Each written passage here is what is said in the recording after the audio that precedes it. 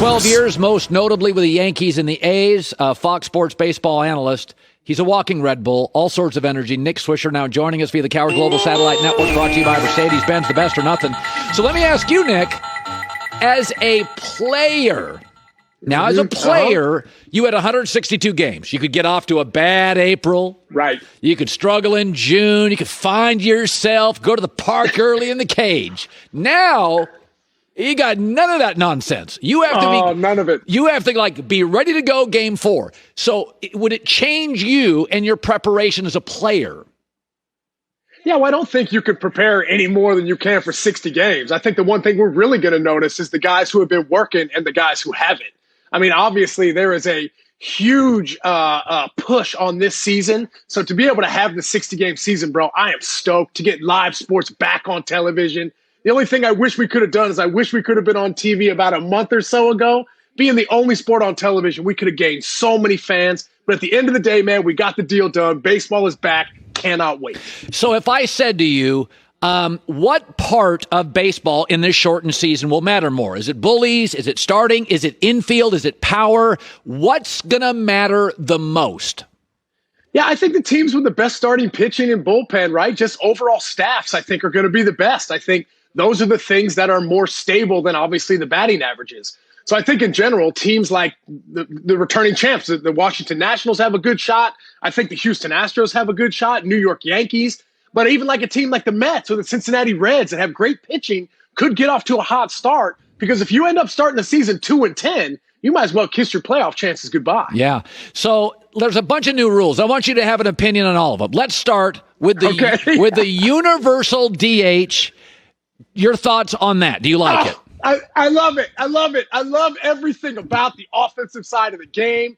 I mean, let's be honest. I love pitchers just as much as anyone else. But we don't need to see the pitcher coming up with the bases loaded and nobody out. Right. That's not what we want to see. We want to see Nelson Cruz going pie off the third deck. That's what we want to see these days. So at the end of the day, I'm a big offensive guy. I think it's huge to be able to have the ability to add 35 to 45 home runs to your team's total, another 100 to 120 RBIs if you have a great DH. And I think it opens up 15 new jobs, which I think is amazing in a competitive sport. Okay, let's talk about another one that actually surprised me that baseball went with it. You put a runner at second base at the start of extra innings because they don't want 17-inning games. How does that land for you?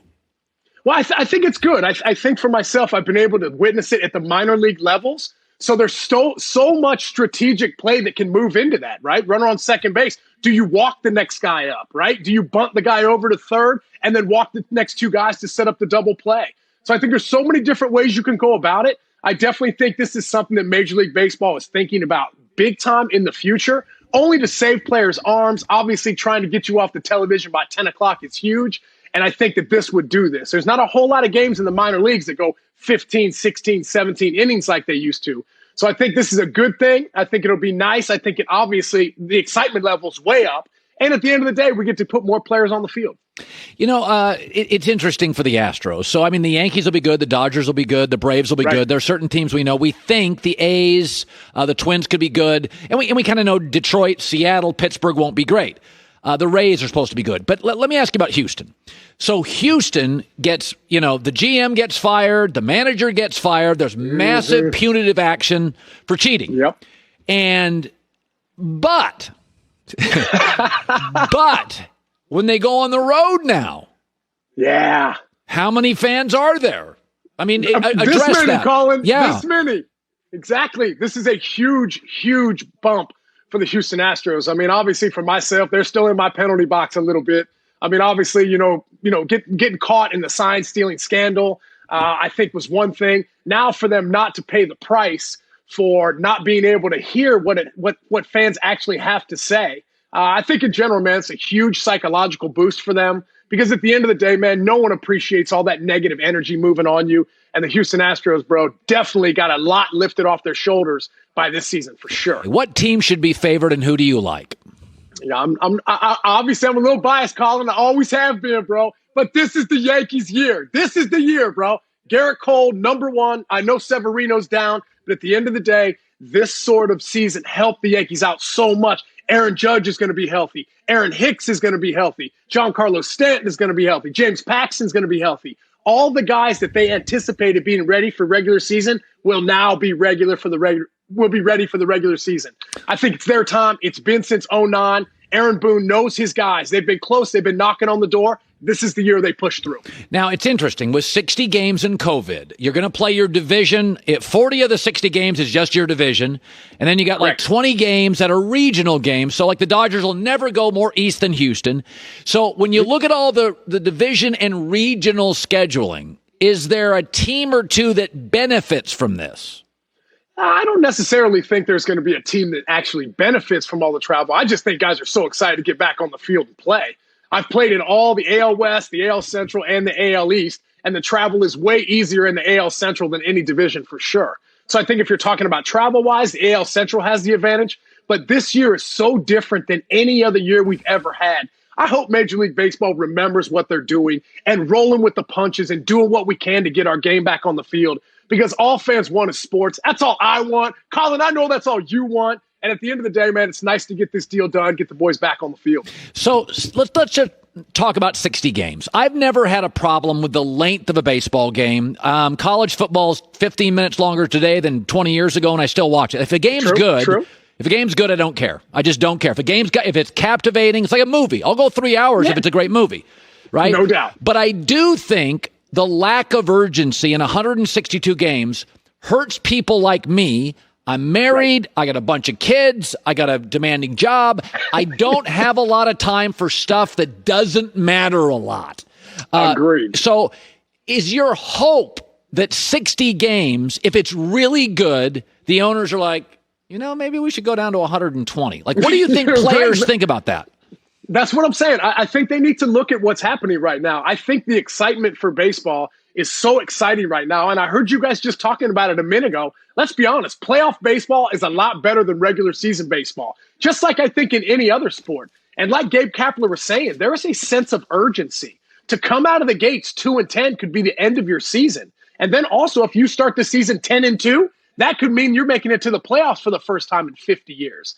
I think the expanded playoff teams is going to be amazing. There's a great opportunity to get a guy like Mike Trout into the playoffs, which is going to be amazing. And also, too, I think the managing side, there's going to be a lot more moves made really early. I think analytics are going to play a big part, but I also think teams are really going to kind of get into their own groove. And that's why I think teams that have great starting pitching can carry you an entire season, and especially for 60 games. How would you kind of confront or reconcile the COVID-19? Some guys may not want to play. Baseball's more and more a global sport. This is a global pandemic. Would you be worried 100%. About it, or would you just say, like, listen, man, I'm young, I'm in shape? Most of you guys, when you're 22 to 32, guys like you, Swish, right? You're bulletproof, man. I mean, that's how guys. I wish, bro. Yeah, I wish. So how would you reconcile the COVID? It's there. I may get it. Your thoughts? Yeah, 100%. I think you definitely need to pay attention. This is something not to mess around with. I think we're noticing in just the kind of little different areas that have had certain spikes over the last couple weeks. I think this is something that the players need to pay attention to. They need to stay healthy. They need to do their part, because the last thing you want to do is put these guys in any jeopardy and all of a sudden take it home to their wife, their children, their grandparents. That's the last thing you want to do. So I think at the end of the day, as exciting as it is to have sports back on television, I also want these guys to make sure they're safe as well. By the way, one of the dynamic players in baseball is Aaron Judge. People may not realize this, that the Yankees got Aaron Judge because of you. Hey, Colin, I'm the gift that keeps on giving, bro. I leave, but just keep giving. You know what I'm saying? What have you been doing for the last 4 months? Oh, man. You know what I've been doing? Just trying to stay busy. I think at the end of the day, it's like, you want to try and give back as much as you can. And for myself, man, that's all I'm trying to do. I'm doing a lot of amateur stuff now. Just teamed up with a company called Prospect Dugout. Check us out on Instagram, man. We're trying to do some great things, trying to put together some good experiences and do our best to try and help and give back to our communities. Nick Swisher, Fox Sports, one of my favorite people on the earth. Great seeing you, buddy. Love you, Colin. All right. Good to see you too, baby. All right, Nick Swisher. Hi, everybody. Thanks for watching. Subscribe here to get the latest from the show. Also, be sure to check out more of the best clips from The Herd or go watch a few segments from other shows on FS1.